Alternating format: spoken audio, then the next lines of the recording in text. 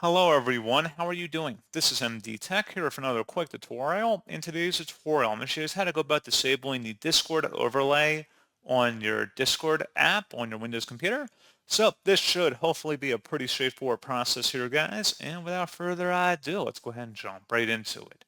So all you have to do is open up and sign in to Discord and select the little gear icon that says user settings near the bottom.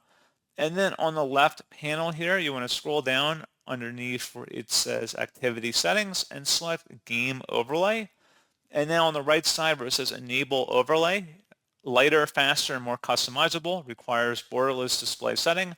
Toggle this on or off depending on your preference. You click and set it over one time to gray it out will turn it off. And then you would select submit. And you may have to select a reason in here. And that's pretty much it. And if you wanted to re-enable it, you can turn that on. You can also enable or disable the legacy overlay as well by doing a very similar procedure right down below. And that is all you have to do.